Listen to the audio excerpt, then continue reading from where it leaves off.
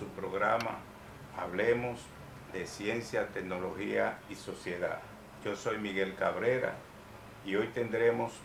un comentario sobre la puesta en circulación de una serie de libros, 5 libros que se publicaron en el periodo que va del 10 de enero al 17 de enero de este año en Santiago de Cuba.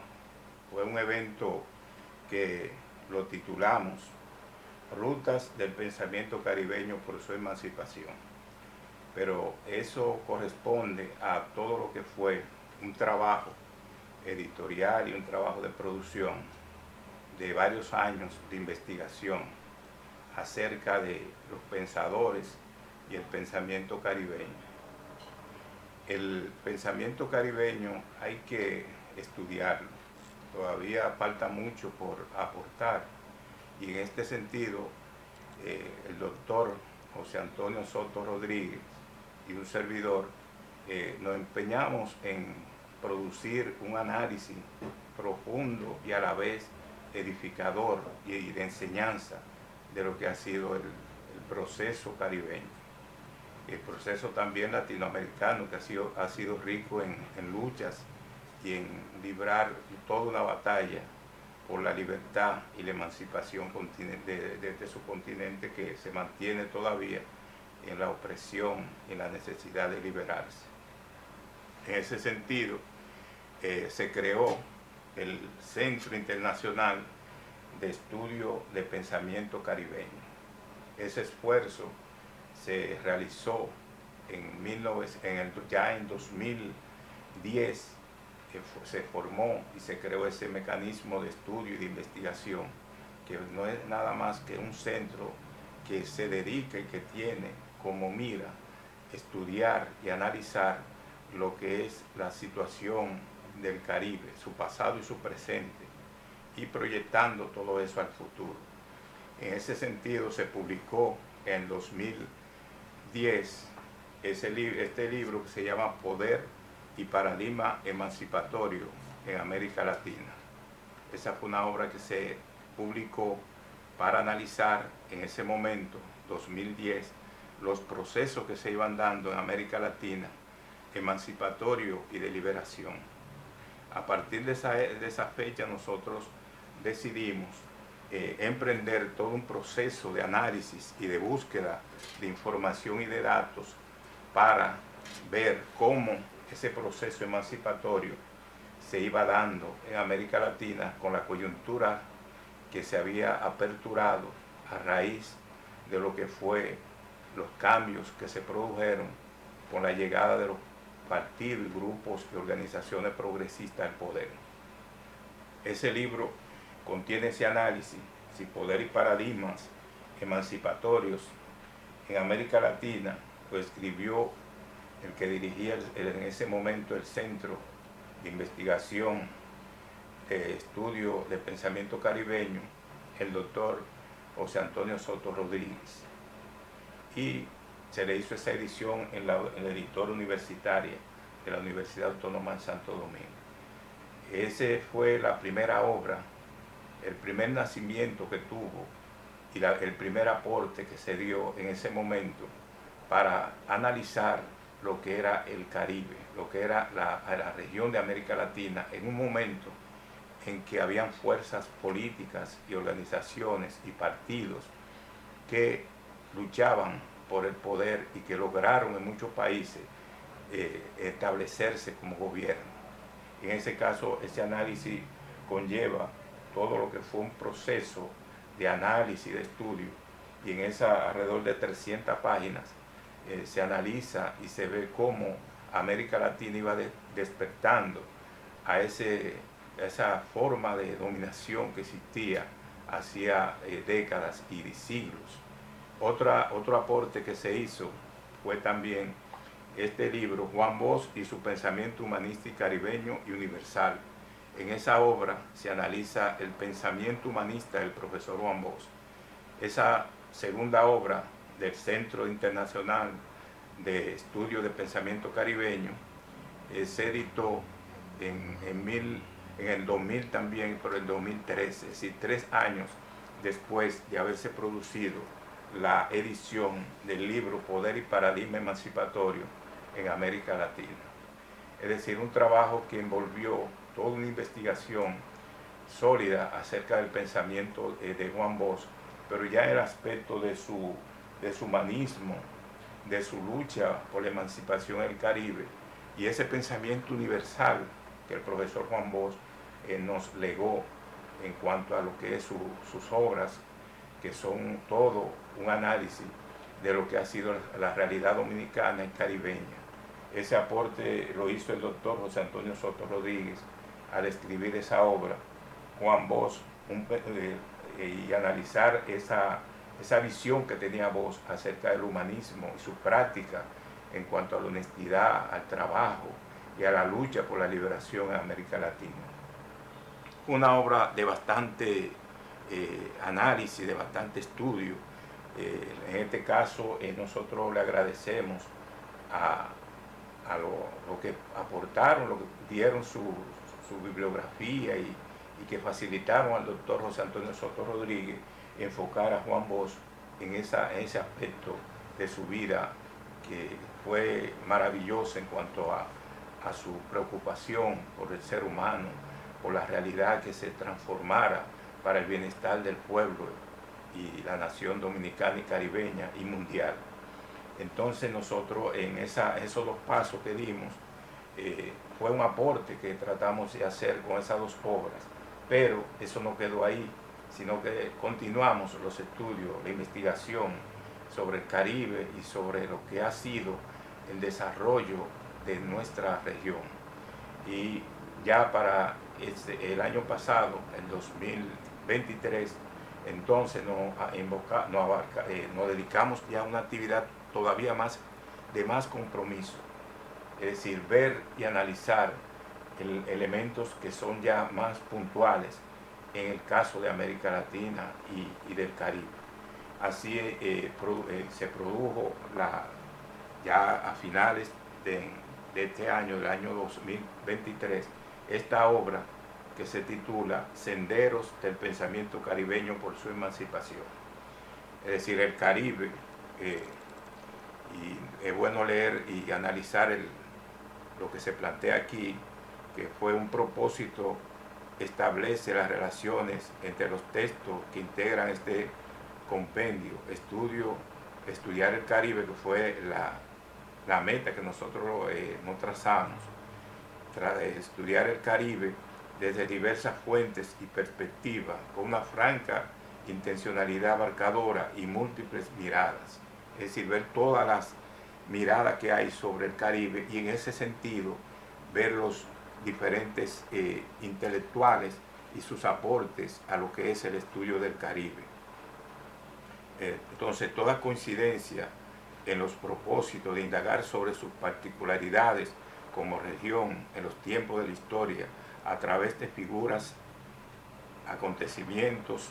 y lo esencial a través del pensamiento que ha nutrido su proyección emancipatoria. Ese libro que se publicó en esa edición dominicana, se publicó recientemente, hace varios meses, en República Dominicana, también tiene una edición en Canadá. Es decir, en Canadá se hizo una edición de Senderos del Pensamiento Caribeño por su Emancipación, y aquí entonces ya para el año pasado, 2023, lo que nosotros hicimos fue agregar algunos elementos de análisis a este libro, un libro muy voluminoso y que abarca la producción y la intervención de varios autores, como el doctor José Antonio Soto Rodríguez, que fue su coordinador, Miguel Cabrera Cabral, servidor, Eber Ramírez Pérez Concesión, Julia Emilia Pérez Naranjo,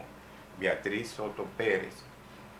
Arteli Daily Cueva, Ana Luz Torres Mustelier, Eliani Brito Blanco, Osmar Silva Crespo, entre otros autores. Es decir, un conjunto de autores. Lo que hicimos fue reunir una serie de trabajos para abordar el Caribe en el sentido de ver todas sus peculiaridades, todo su pensamiento que ha ido evolucionando y que se ha ido desarrollando a través de los siglos y de los años, pero que ese pensamiento también, y de ahí que se habla, ahí que nosotros hablamos aquí de Sendero del Pensamiento Caribeño por su emancipación, ese pensamiento estuvo ligado a la lucha, al esfuerzo que hicieron los caribeños por lograr su libertad, su independencia. En este caso, por eso es que el libro tiene en su portada un momento de la guerra que se dio de liberación de Haití. Eso es lo que representa la portada, un escenario en el cual los libertadores haitianos lucharon contra el dominio francés. Esas fueron acciones que se libraron en 1804, cuando Haití se independició de Francia, y tras dura batalla lograron zafarse de la esclavitud. En esta obra se tratan temas como las esencialidades del pensamiento caribeño por su emancipación, a través de una introducción que realizamos el doctor José Antonio Soto Rodríguez y Miguel Cabrera. En este caso hicimos un trabajo donde se esclarecía claramente lo que se trataba de esclarecer, lo que era el pensamiento caribeño, su evolución y cómo ese pensamiento había tratado de embarcarse, es decir, dirigirse a la lucha por la liberación. El pensamiento caribeño emerge como respuesta de las necesidades y urgencias que se han manifestado en nuestra región. Se ha configurado como un ideario de resistencia que reafirma la naturaleza propia del hombre caribeño frente a siglos de colonialismo, de neocolonialismo y de los designios imperialistas que intentan borrar nuestras identidades culturales. Las rutas más esenciales de dicho pensamiento se manifestaron a mediados del siglo XVIII, cuando la criollidad estableció sus intereses propios y gestó una manera de pensar frente al colonialismo que como una frontera imperial azotaba el Caribe y sustraía sus recursos, menoscabando las manifestaciones económicas, sociales y culturales de los hombres que venían emergiendo en un sentido de pertenencia en la tierra que los vio nacer. Es decir, ahí nosotros resaltamos y vemos la explotación a que fueron sometidos los pueblos caribeños, los países caribeños, por parte de las grandes colonias de Europa, y destacamos que eso conllevó a una resistencia, a una manera de confrontar y de reclamar los derechos del ser caribeño como tal. Es necesario resaltar aquí que las problemáticas identitarias y de los paradigmas emancipatorios conformados con un pensamiento de resistencia levantado en nuestra región para subvertir la injusticia hacia el hombre caribeño están muy vinculadas, lo cual se manifiesta en que la mayoría de los pensadores que han proyectado sus luchas por la reivindicación del Caribe lo han hecho en primer lugar desde la perspectiva de la defensa de nuestros valores identitarios y la toma de conciencia de ello por nuestros pueblos, enfrentando la colonización mental impuesta por los colonizadores y las correspondientes conductas de descompromiso. Es decir, que tratamos ahí también de ver cómo esos pueblos caribeños lucharon y se enfrentaron y trataron de subvertirse en defensa de sus intereses como pueblos que tenían una identidad diferente a las identidades que trataban de menoscabar los ocupantes de sus territorios. El análisis del ser identitario caribeño deviene una necesidad para los pensadores caribeños en un mundo signado por la globalización capitalista y sus pretensiones. Es decir, vivimos en una etapa diferente a la que vivieron los grandes luchadores por la libertad caribeña, Sin embargo, ahora también se hace necesario un proceso que se ha dado de globalización y de neoliberalismo, también de enfrentar la situación reinante en esta zona del Caribe. En ese sentido, esta obra trata de explicar ese proceso de lucha que los pueblos caribeños desempeñaron en todo el siglo de ocupación, los alrededor de 300 años que duró la ocupación europea en la zona caribeña y también latinoamericana. Otro libro que también pusimos en circulación y publicamos a finales de año y a comienzo de este año lo hicimos en esa jornada que le llamamos Rutas del Pensamiento Caribeño por su Emancipación, y que abarcó desde el 10 de enero hasta el 17 de enero de 2024, es decir, ya en este año, y donde hicimos una serie de actividades como fue la puesta en circulación, la publicación de estos libros en la Casa del Caribe el 10 de enero y ya el 12 en la UNEA, es decir, la Unión de Escritores y Artistas Cubanos, también se hizo un acto de puesta en circulación, y finalmente el día 17 de enero se hizo otra actividad en la Universidad de Oriente de Santiago de Cuba. Esas fueron una jornada que abarcó también una serie de entrevistas, como fueron las realizadas por Cuba Visión y transmitidas en las emisiones que ésta tiene en la televisión. Además, también fuimos a Teleturquino, que es un canal que está en Santiago de Cuba, y participamos y fuimos entrevistados en un programa que ellos producen que le llaman Revista Santiago. Es decir, tuvo una acogida y una divulgación bastante amplia en Santiago de Cuba la puesta en circulación de estos libros. Este libro se titula Filosofía en República Dominicana y Cuba en los siglos XIX y XX. Es decir, en esos dos siglos la filosofía se va gestando, el pensamiento filosófico, tanto cubano como dominicano, va creando y se va edificando como un pensamiento ya que hace sus primeros pininos en lo que era tanto Cuba como Dominicana. Una etapa difícil, ese siglo XIX y el siglo XX para los pensadores en ese momento. El pensamiento, entonces hacemos una introducción aquí donde destacamos ese pensamiento que se dio tanto en Cuba como en República Dominicana. El pensamiento dominicano y cubano que se gesta durante los siglos XIX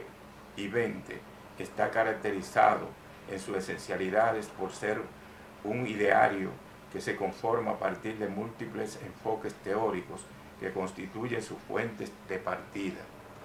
No solo nos estamos refiriendo a las que llegaron de Europa Occidental, porque gran parte de esa teoría filosófica, de esa doctrina y de esas corrientes filosóficas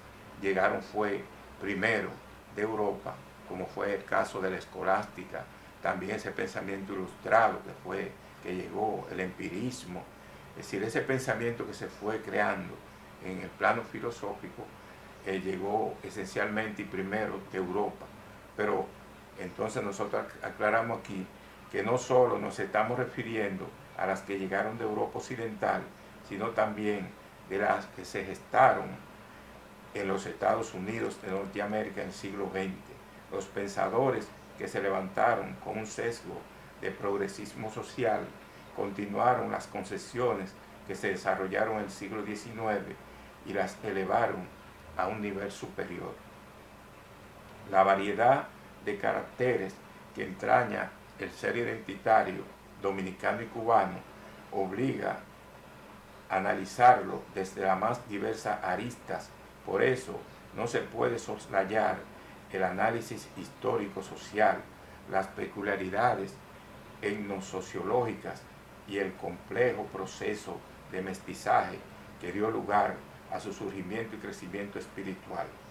Dentro de esas rutas cosmovisivas no se puede pasar por alto que el pensamiento filosófico, político, ético, sociológico y estético que se ha erigido en nuestros pueblos dominicano y cubano ha estado signado por el carácter de compromiso manifiesto con los problemas que actúan en cada época, marcando la vigencia de encontrarle también adecuada solución. En este caso se trata de hacer un análisis de lo que ha sido ese pensamiento filosófico, tanto en Cuba como en Dominicana, partiendo de esas corrientes que fueron, por ejemplo, en el caso dominicano, el empirismo, ese empirismo, esas ideas ilustradas que se gestaron y que fueron difundidas y acatadas y elaboradas en el caso de Antonio Sánchez Valverde y Andrés López de Medrano. Es decir, esos dos representantes de esa corriente ilustrada fueron lo más destacado y lo que crearon la conciencia filosófica que se fue gestando a partir de ahí. El caso, por ejemplo, de Antonio Sánchez Valverde, con su obra Carta al Conde San Javier, y también que ahí se expresa su empirismo, su concepción empirista, y también el caso de la lógica de Andrés López de Medrano. Esas obras que fueron, y esa carta y ese libro sobre lógica de López de Medrano, fue la iniciación de lo que podríamos llamar ese filosofar dominicano. Luego también ahí nosotros analizamos la llegada también de Eugenio María de Hostos. En este caso hay que destacar ese trabajo, ese trabajo tan arduo que se realizó en cuanto a lo que fue el positivismo hostosiano. Hostos, que llegó en 1879, una época donde ya se llegaba a la segunda mitad del siglo XIX, pero que en esa época le favorecía que su amigo Eugenio, es decir, en ese entonces Eugenio María de Hostos vino a una reunión, es decir, un encuentro que se hizo en Puerto Plata con Emeterio Betances, que también era un luchador puertorriqueño por la libertad y por la justicia en su país, que era Puerto Rico, y se encontraron y se hicieron una amistad entre Eugenio María de Hostos y el general Gregorio Luperón, ese general libertador del pueblo dominicano que luchó y logró la restauración de la República. En ese sentido, nosotros vemos que a partir de ahí, entonces, se produce la llegada del positivismo y Hostos contribuyó al desarrollo de esa corriente filosófica en la República, en el país, ya era República Dominicana, porque eso fue ya en la segunda mitad del siglo XIX. En este caso, Hostos se ligó mucho al problema de la educación dominicana, esa educación que fue una educación normalista, con la creación de la Normal, escuela normal que se creó aquí en Santo Domingo, y entonces en otros momentos también, ya en los años, en 1880, se trasladó y se creó en Santiago. Es decir, Hostos tenía todo ese pensamiento elaborado y todo ese pensamiento de difusión de lo que era la escuela hostosiana y un cambio en la visión de la educación. En este caso, él abogaba por una educación laica, una educación que no fuera eminentemente religiosa, como se había implantado luego de la ocupación y del sometimiento de los españoles, quienes implantaron aquí el catolicismo y lo difundieron y lo emplearon en la educación. Esa concepción hostosiana le trajo como consecuencia el enfrentamiento con Meriño y con el padre Villini, es decir, que ellos defendieron la posición de mantener la educación adherida a lo que era la religión católica, el catolicismo. Pero Hostos pregonaba una educación sin Dios, es decir, una educación laica. Filosofía en República Dominicana en los siglos XIX y XX. En este caso nosotros empezamos diciendo que el pensamiento filosófico dominicano tiene Antonio Sánchez Valverde a su primer exponente con su carta al conde San Javier, donde se pronuncia a favor de las ideas modernas. Es evidente que el hito inicial del pensamiento filosófico dominicano lo fijó Antonio Sánchez Valverde con su impugnable epístola filosófica al conde San Javier, pero sus afanes de modernidad constituyen una aspiración justificadísima que no tardó en manifestarse en plenitud. Eso es una de la primera parte que analizamos, es decir, el trabajo y la difusión de las ideas filosóficas en República Dominicana, partiendo de esa carta que escribió Antonio Sánchez Valverde, que también se incursionó en el área de la historia y escribió una obra que fue muy famosa y muy importante para la historiografía dominicana, que fue la idea del valor de la isla española. Eso fue un aporte también que Antonio Sánchez Valverde dio al pueblo dominicano. En la primera década del siglo XIX surgen inquietudes acerca de la independencia nacional. Es un momento de reflexión sobre el destino del pueblo dominicano, después de permanecer 300 años bajo la dominación española. El sector más beligerante lo fue el que representaba las ideas modernas. Por eso es que el año 1816 fue la expresión del proceso de maduración política que implicó la aparición de ideas independentistas y el que el pensamiento filosófico adquirió plena carta de ciudadanía en Andrés López de Medrano, quien escribió ya en 1814 su libro Lógica, sobre lógica. Ese fue un trabajo que hizo López de Medrano para la cátedra que él impartía en la Universidad de Santo Domingo. Eso fue uno de los primeros aportes que surgieron aquí en el plano de lo que eran las ideas filosóficas. Entonces esta obra lo que trata es de analizar cómo en República Dominicana, cómo en Cuba, en esos dos siglos, XIX y XX, las ideas filosóficas tuvieron y se manifestaron con gran desarrollo en cuanto a lo que eran las ideas que predominaban en ese momento. A partir de ahí entonces se da ese proceso de irrupción de lo que eran los pensadores ya dirigidos no solo a crear obras y analizar el problema de la literatura, de la historia, sino también de la filosofía. Otra obra también que fue puesta en circulación y cuya autoría del doctor José Antonio Soto Rodríguez y Miguel Cabrera Cabral fue esta obra titulada República Dominicana en la visión crítica de Juan Bosch. En esa obra se trata de ver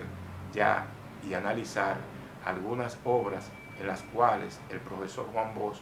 tiene una visión crítica de lo que es la sociedad dominicana. Juan Bosch escribió alrededor de 45 libros donde analiza y expone lo que es la situación dominicana, la realidad dominicana que le tocó vivir, porque Bosch estuvo en el exilio en Cuba y en Puerto Rico, se fue también a Venezuela en un momento. Es decir, la situación aquí de la dictadura de Trujillo hizo que él se fuera del país y se exiliara en 1938. Y a partir de ahí entonces se produjo todo lo que es un trabajo, una producción intelectual realizada por Juan Bosch. Él produjo una obra que se llamó La Mañosa, una obra sobre las revoluciones, le llamaba. Entonces esa obra que escribió Bosch, que era una novela, La Mañosa, fue de gran importancia en ese momento, y a partir de ahí empezó a analizar con cuentos escritos en el exilio, más cuentos escritos en el exilio, analizar también las condiciones y la situación del campesinado dominicano. Es decir, Bosch contribuyó con sus obras a edificar lo que era la conciencia nacional. Sin embargo, ya para cuando él viene, ya en 1962, que fue el año en que él regresó de ese largo exilio, 25 años de exilio, entonces gana la presidencia el 20 de diciembre de 1962 y se juramenta el 27 de febrero de 1963, y cuando le dan el golpe de Estado, ya en septiembre, 25 en septiembre de 1963, es decir, dura 7 meses en el poder, entonces él empieza a escribir obras, ya no como novela, ni tampoco como cuentos, sino referida más fundamentalmente al análisis sociológico, al análisis histórico, al análisis ya de la realidad dominicana, pero con otra perspectiva que no es la de cuento y novela, donde expresaba también esa realidad dominicana. Juan Bosch en ese sentido hizo una gran contribución al esclarecimiento de lo que era la realidad dominicana, analizar no solo el presente, sino también el pasado, con una obra que fue trascendental desde el punto de vista sociológico e histórico, que fue Composición Social Dominicana. Ese aporte de Juan Bosch al esclarecimiento y a la lucha del pueblo dominicano, y con su honestidad, con su trabajo, con su entrega en cuanto a lo que era el esclarecer, ver que la gente viera cómo su lucha, su sacrificio, su nivel de compromiso con el pueblo dominicano, y no solo con el pueblo dominicano, sino también Bosch se preocupó mucho por el caso del Caribe y de América Latina. Fue un internacionalista en ese sentido. Por eso es que también hay una obra de la que nosotros escribimos que se llama El humanismo de Juan Bosch, porque él era preocupado por el ser humano, no solo aquí, sino a nivel mundial.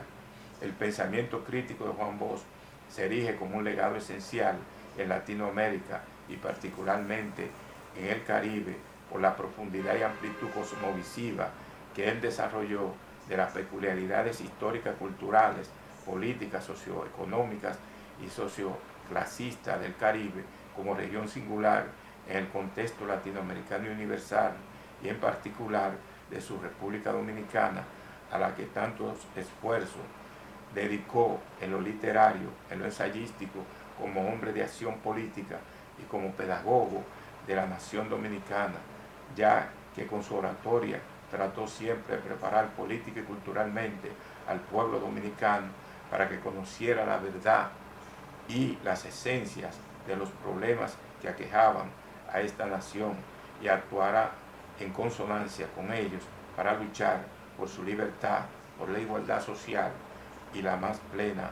democracia. Era un demócrata cabal, un hombre plenamente convencido de su lucha y de su sacrificio por el pueblo dominicano, con una honestidad y una firmeza inquebrantable, y en defensa también de los mejores intereses del país.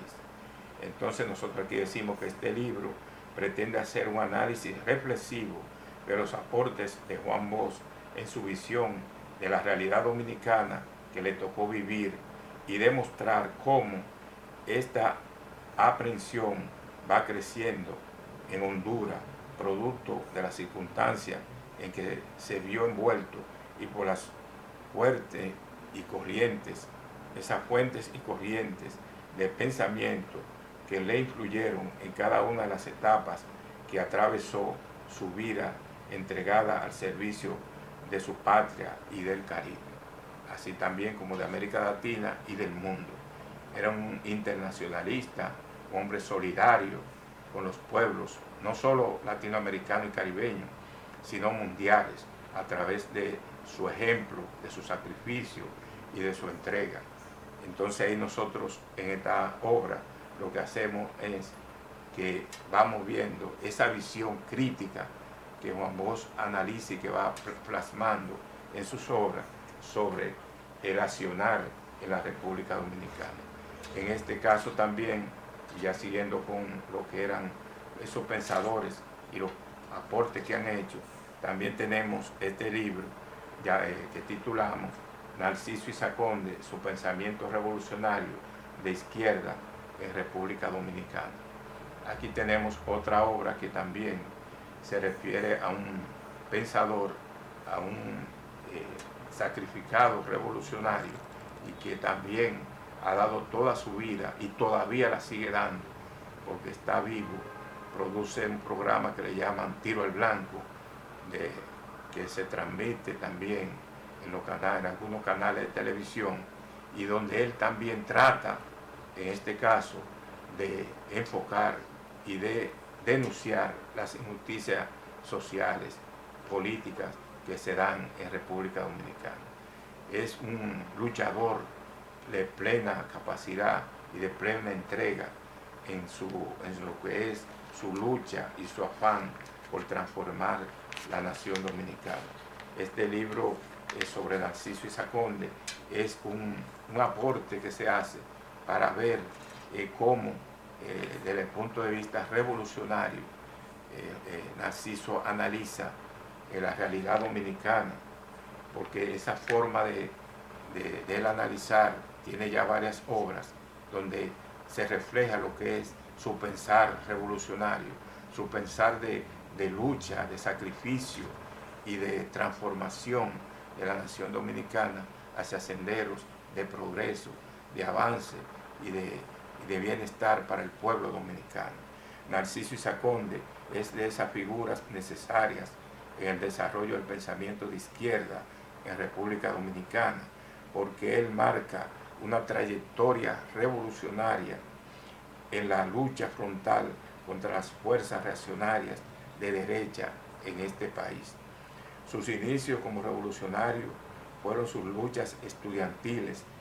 contra el poder despótico de Trujillo. Desde esa época está Narciso luchando y manteniendo todo lo que es una actitud de sacrificio, de esfuerzo, de denuncias, de entrega total, porque también es un revolucionario activo y de siempre está en la batalla y en la lucha. Su quehacer por la unidad de las fuerzas de izquierda dominicanas en la década del 60 y del 70, su enfrentamiento abierto al balaguerismo y a la corrupción de su gobierno al frente del Partido Comunista Dominicano y a la postura reformista del Partido Revolucionario Dominicano, PRD, y la figura de su presidente Peña Gómez, y posteriormente su enfrentamiento ante su gobierno y la corrupción del Partido de la Liberación Dominicana, PLD, en la época de Leonel Fernández, lo marca como un hombre íntegro en su lucha por la verdadera democracia y por la justicia social, por una actitud y limpieza moral en su pensamiento y acción digna de destacar. En este sentido, Narciso ha sido vehemente en su lucha, en su defensa, en su enfrentamiento contra esas fuerzas de la derecha que se han mantenido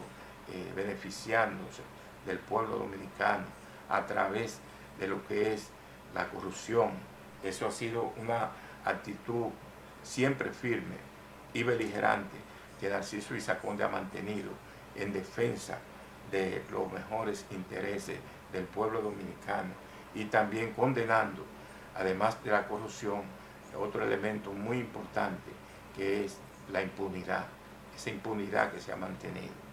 Narciso Izaconde es de esos pensadores marxistas de izquierda en República Dominicana que desde muy temprano comprendió que la línea del Partido Comunista era luchar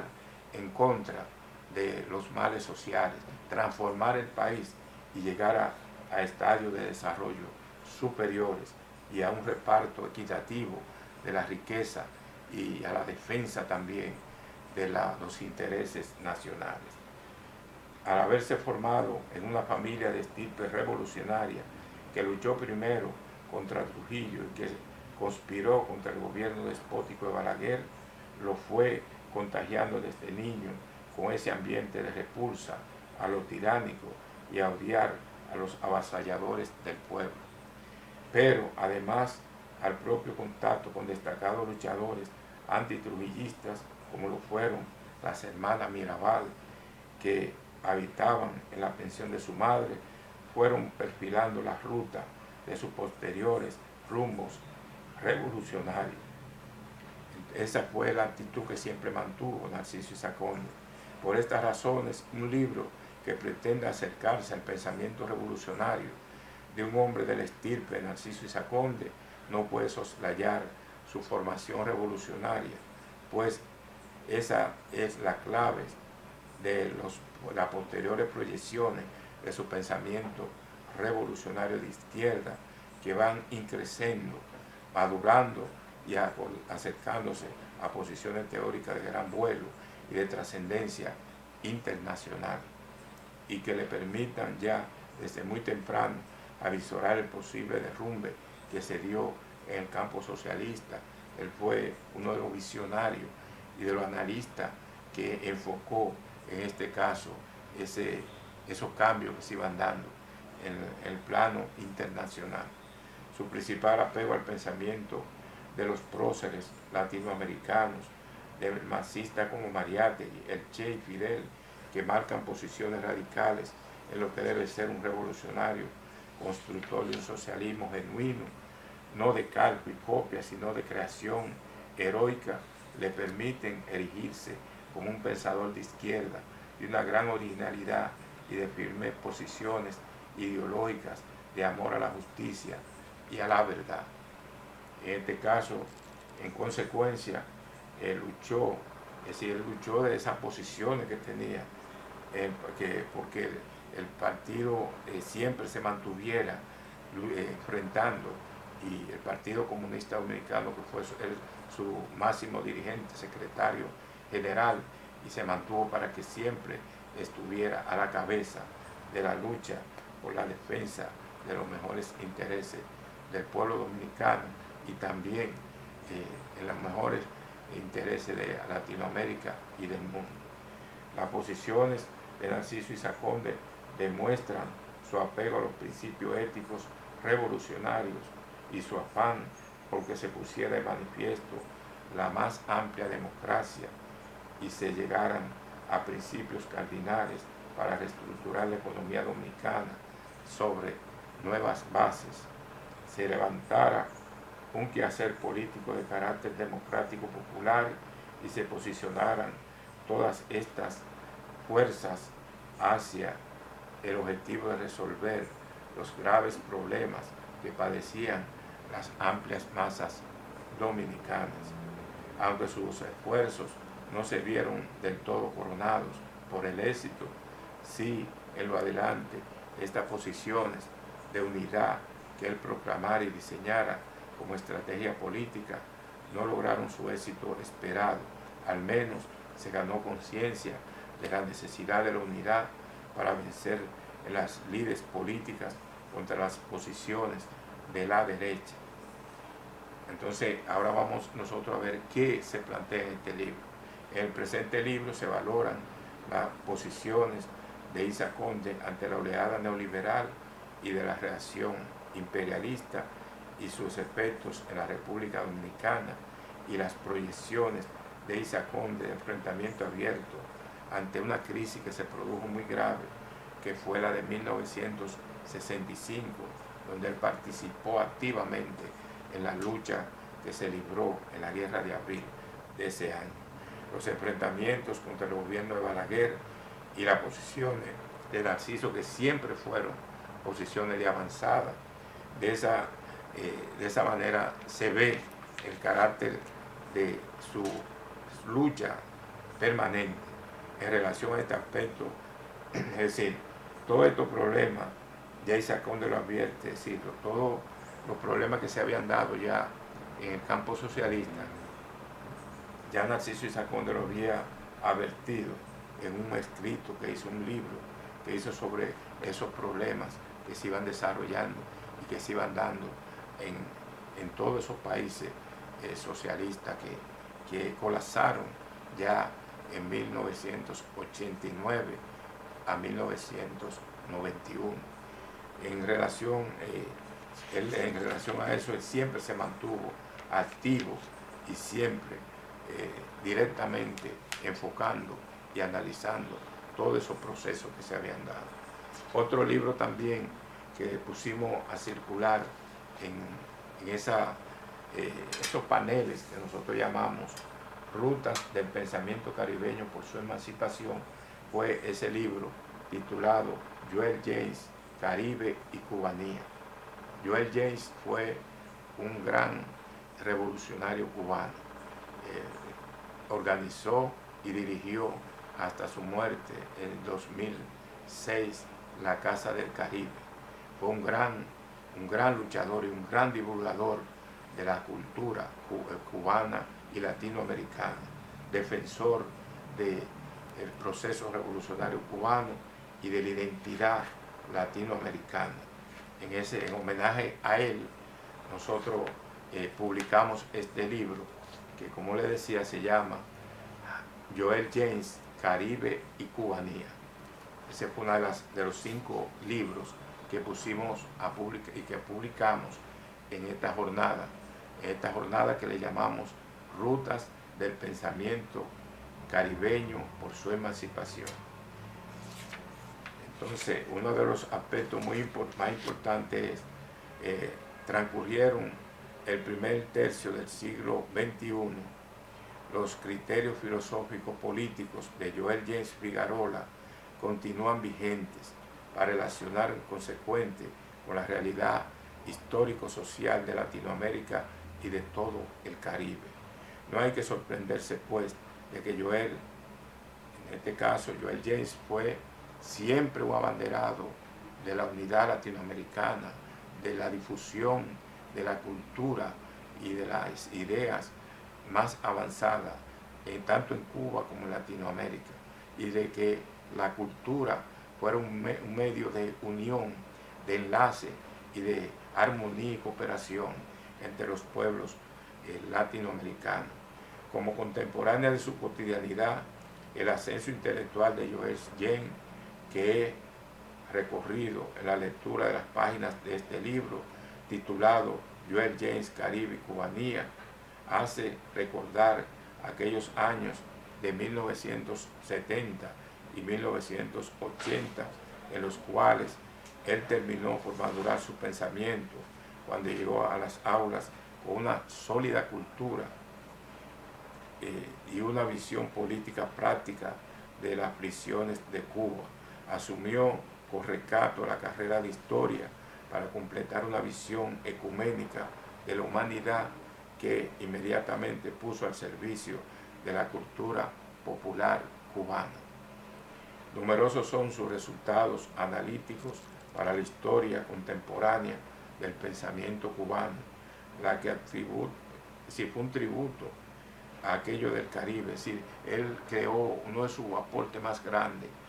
fue también la creación de la Casa del Caribe, en la cual él se mantuvo siempre aportando, siempre luchando porque Latinoamérica y el Caribe tuvieran presencia allí, en esa Casa del Caribe, que todavía hoy está. Ese libro que fue un homenaje a Joel James, también lo publicamos en esa jornada que nosotros